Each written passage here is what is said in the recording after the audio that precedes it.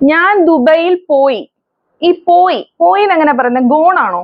അല്ല. ഞാൻ പള്ളിയിൽ പോയി, ഞാൻ അമ്പലത്തിൽ പോയി, ഞാൻ അമേരിക്കയിൽ പോയി എന്നെങ്ങനെ പറയുന്നത്? വെന്റ് ആണ്. അപ്പൊ ഞാൻ ദുബൈയിൽ പോയി.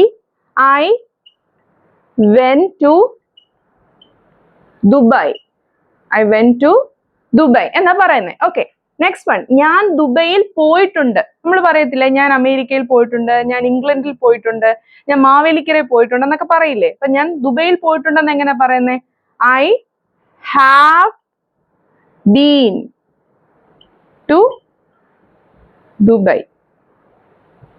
ഹാവ് ബീൻ എന്നാണ് നമ്മൾ പറയുന്നത്, പോയിട്ടുണ്ട്. നീ ദുബൈയിൽ പോയിട്ടുണ്ടോ? അതെങ്ങനെയാ ചോദിക്കുന്നത്? Have you been to Dubai.